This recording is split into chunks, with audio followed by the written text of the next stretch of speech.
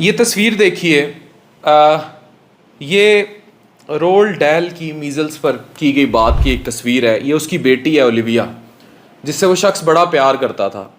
ये वाक़या बड़ा कॉमन है और वो कहता है कि हाथों ही हाथों में मेरी बेटी जो है मेरे से बातें करती रही और मैंने कहा are you feeling all right, और उसको पूछा और उसने कहा मुझे ऑल स्लीपी फील कर रही हूँ, नींद आ रही हूँ। और उसके बाद उसको मीज़ल्स इनकेफेलाइटिस हुआ और ये डेडली मीज़ल्स था और लेटेंट पड़ा हुआ था और अल्टीमेटली वो जान से चली गई।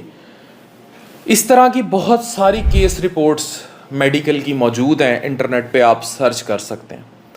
पहली बात, मुझ पे बड़ा प्रेशर था, मुझे लोग कहते रहे कि अमार के वाक़ये पर आप बात करें। बच्चों को जब भी पॉलिटिकली इस तरह कौमी सतह पर उछाला जाएगा तो कोई भी पढ़ा लिखा क्या बात करेगा। लेकिन मैं उसकी बीमारी पर आता हूँ और मुझे अफसोस के साथ कि मैंने मुल्क के बड़े पीड्स न्यूरोलॉजिस्ट को बुलाने की कोशिश की और मैं चाहता था वो इस टॉपिक पर बात करें, लेकिन शायद माशरा इस रविश पर है कि हमें इन बातों पर भी सोचना पड़ता है। खैर, याद रखें जो अमार बच्चा है, ये वीडियो शदीद नॉन पॉलिटिकल, नॉन बायस्ड समझ के कंसिडर की जाए। इसमें कोई ज़ाती मफाद नहीं है। जो ऊपर टैग लाइन लिखी हुई है वही है कि अमार को हकीकी तौर पर बीमारी क्या थी। इसके जो सोशल और पॉलिटिकल पर्सपेक्टिव्स हैं उन पर मैं एंड में बात करूँगा। ओलिविया आपने देख ली, अमार को यही बीमारी थी। क्या था? इसे बीमारी थी सब एक्यूट स्क्लेरोसिंग पैन इंसेफेलाइटिस। ये क्या बीमारी होती है, इस पर मैंने तफसीली रिसर्च भी की, अपने मेडिकल कॉलेज डेज़ में भी पढ़ा हुआ है, अपनी रेजिडेंसी में भी देखा हुआ है ऐसे केसेस भी, क्योंकि मैं एक अडल्ट हेपेटोलॉजिस्ट हूँ तो हमें ये केसेस हाउस जॉब की हद तक महदूद रहे। बाद में ऐसे केसेस हमने कम रिपोर्ट होते देखे, लेकिन इस बीमारी के बारे में मैं आपको सब बता सकता हूँ, पढ़ के बता सकता हूँ और ये तस्वीर भी आप देख रही हैं। इसमें होता ये है कि एक रेयर, बहुत ही नायाब न्यूरो डिजनरेटिव डिसऑर्डर है, जिसमें ब्रेन का आप डिसऑर्डर समझ लें आम ज़बान में। ये डिफेक्टिव मीज़ल्स, जो खसरा जिसे आप कहते हैं, उसकी बीमारी अगर लेटेंसी में चली जाए तो वो किसी भी वक्त प्रेजेंट करके ऐसी अलामात ला सकती है। ये 10,000 में से एक पेशेंट, यानी 10,000 अगर मरीज़ों को मीज़ल्स की बीमारी हुई है खसरे की, तो बाकी तो रिकवर कर जाएंगे, लेकिन उसमें से कोई एक ऐसा होगा जिसको एक लेटेंट पीरियड पर चले जाएगा, यानी कि वो वायरस समझ लें सो जाएगा, डॉर्मेंट हो जाएगा 5 से 15 साल के लिए, और उसमें प्रोग्रेसिवली आहिस्ता आहिस्ता ये ऐसी तब्दीलियां लेके आएगा जिसको हम साइको न्यूरोनल चेंजेस कहते हैं, जिसमें मायोक्लोनिक सीजर्स, झटके पड़ना, डिमेंशिया, याददाश्त का चला जाना, आंखों में तब्दीलियां, कॉमे में चला जाना है बंदे का, या इवेंचुअली डेथ हो जाती है।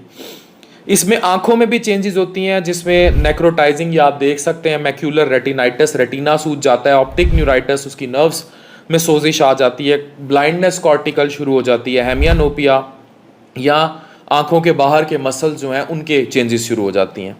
ये एक और केस रिपोर्ट थी 17 साल के ओल्ड बच्चे की, उसमें ये सारी चेंजेस आई थी। ये फेटल और जानलेवा कंडीशन है।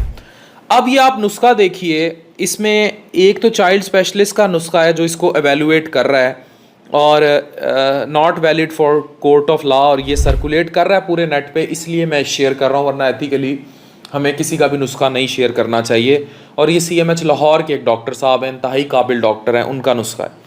उसके बाद इस बच्चे को एवेलुएट किया जाता है, एक और नुस्खा है, और वो राइट उस डॉक्टर साहब का है जो इस बच्चे को सही देखा जाना चाहिए, जिस बंदे को, यानी कि एक तो बच्चों के डॉक्टर होते हैं ना, जो यूजुअली जो स्पेशलिस्ट होते हैं पाकिस्तान में, वो FCPS पीड्स के लोग होते हैं, या इससे रेलिवेंट जो स्पेशलिटीज़ आ गई हुई हैं, MD MS या वट एवर, या बाहर से किसी ने किया हो, तो वो पीड्स के। फिर आगे एक फील्ड आती है पीड्स न्यूरोलॉजी। ये बड़ी नई और रेयर फील्ड है, इसमें लोग भी कम है पाकिस्तान में। मेरी जान पहचान के बहुत सारे लोग हैं और मैंने सच्ची बताऊँ, मैंने उनसे रब्ता भी किया। I wanted to make them sit right here with me, ताकि वो इस टॉपिक पर बात ज़्यादा करते, मैं उनसे क्रॉस क्वेश्चनिंग भी करता, लेकिन फिर मुझे खुद ही सारा पढ़ना पड़ा। उन्होंने मुझे फ़ोनों पे बहुत कुछ इस बीमारी के बारे में बता दिया, लेकिन जाहिर है टॉपिक की सेंसिटिविटी पर वो सामने उस तरह नहीं आए। खैर, ये जो डॉक्टर साहब हैं, ये कंसल्टेंट हैं चाइल्ड न्यूरो फिजिशियन। अब न्यूरो की जो बीमारी होती है, इट इज़ नॉट समथिंग जिसको आप साइकेट्रिस्ट या साइकेट्री कहते हैं, यानी कि माहिर नफ्सियात। ये न्यूरो फिजिशियन है, यानी कि पैथोलॉजिकल जो डिजीज़ हैं आपके दिमाग को लेकर, आपके न्यूरॉन्स को लेकर, ये उनको डील करने वाले लोग होते हैं। और इसमें बच्चों की बीमारियों का एक और फ़र्क चीज़ होती है, जैसे एक अडल्ट हेपेटोलॉजिस्ट होता है, फिर पीड्स का होता है, इसी तरह ये पीड्स के न्यूरोलॉजिस्ट हैं। और ये बड़े रियाजत के बाद बनने वाले स्पेशलिस्ट होते हैं, ये कोई आम स्पेशलिस्ट नहीं होते, क्योंकि इनको डबल FCPS करना पड़ता है। और ये अपनी ज़िंदगी के समझ ले ये 35-40 साल के बाद जाके इस लेवल पर पहुंचते हैं कि पीड्स न्यूरोलॉजी को देख सकें। और ये एक टफ़ टॉपिक है, ये उनका नुस्खा है। उसने इस बच्चे के बारे में सारी बातें की हुई हैं, और वो ये सस्पेक्ट कर रहा था कि इसको ये सारी बीमारी है, जिसमें उसने सीजर्स और ये सारा जिक्र भी किया हुआ है। और ये ओवरनाइट डेवलप नहीं होगी। अब ये जो आप पढ़ रहे हैं कि जो डॉक्टर्स रिसर्च करके इसके बारे में कहते हैं, सब एक्यूट स्क्लेरोसिंग पैन इंसेफेलाइटिस के बारे में, जो खसरा की लेटेंसी में गई हुई बीमारी है, वो कहते हैं प्रोग्रेसिव न्यूरोलॉजिकल डिसऑर्डर है। ये ब्रेन की झिल्लियों की या ब्रेन की इन्फ्लेमेशन है, उसकी सोजिश की बीमारी है। ये ओवरनाइट डेवलप नहीं होगी, रातों रात डेवलप नहीं होगी। आप पढ़ें, लिखा आ रहा है no relation to any psychological trauma. ये क्योंकि इसको बड़ा पॉलिटिकली ड्रैग किया जा रहा है, इसलिए ये बात यहाँ हो जानी चाहिए थी। पढ़ लें, आज पढ़ लें, नेट पे पढ़ लें, लेकिन मेडिकल रिलेटेड मवाद पढ़ें। इसका, इस बीमारी के वर्स होने का किसी साइकोलॉजिकल ट्रॉमा से लेना देना नहीं है। आगे मैं उसकी जो बात आप सुनना चाह रहे हैं मेरे से, वो मैं करूँगा एंड में, लेकिन हमें फैक्ट्स पता होने चाहिए मेडिकली, उनका क्लियर हो जाना बड़ा ज़रूरी है। इसका किसी साइकोलॉजिकल ट्रॉमा से ज़रूरी नहीं है लेना देना, इसका कोई इलाज भी नहीं है। और जब ये बच्चा डायग्नोज हुआ था अमार, तो ये स्टेज 3 to 4 में था जब उसकी ये बीमारी तशखीस की गई थी। अपने बच्चों को फिर वही हम बार बार कहते हैं कि MMR वैक्सीन है, मम्स मीज़ल रुबेला, जो पाकिस्तान में वैक्सीनेशन क्यों नहीं कराएगी, केयरलेस बिहेवियर्स, अपने बच्चों की अगर वैक्सीन नहीं कराई आज जाके कराएं। ऐसी केस रिपोर्ट्स हैं जिन बच्चों को, जो मैंने कहा है 1 in 10,000 गो वर्स, तो जिनकी वैक्सीनेशन हुई होती है तो वो फिर उस 1 in 10,000 में नहीं जाते। ठीक है, तो ये सारी चीज़ें हैं जो आपको मेडिकली पता होनी चाहिए। अब आते हैं हम इसके दूसरे पर्सपेक्टिव पे कि भाई मैं इतने दिन खामोश क्यों रहा, मैं पॉलिटिकली क्यों नहीं बोला, या मैं चीज़ों पे क्यों नहीं बोला। मुझे आज आप बतौर मुआशरा एक बात कह दें, ये हमारी नस्ल है, और ये बच्चे की इतनी पिक्चर्स, इतनी वीडियोस नेट पे उसको हाईलाइट किया जाता रहा। क्या हमें अपने बच्चों और अपनी नस्लों को रोशन पाकिस्तान दिखाना है, डिजिटल पाकिस्तान दिखाना है, तरक्की दिखानी है, स्टेबल इकॉनमी दिखानी है, स्टेबल मुल्क की तरफ लेके जाना है, या हमें उनको अपने इंतशार में इस्तेमाल करना है? अब मैंने इस्तेमाल किए जाने की टर्म इसलिए यूज़ की क्योंकि मैंने आपको पहले मेडिकल हकाइक बता दिए।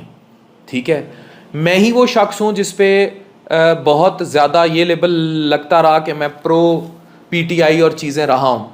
शायद उसकी अब पॉलिटिकल बाइसिंग क्या है मैं उस पर कमेंट ना करना चाहूँ, लेकिन ये बात तो फैक्ट है कि हमने बतौर एक पढ़े लिखे शख्स के हकीकत को तो सामने रखना है।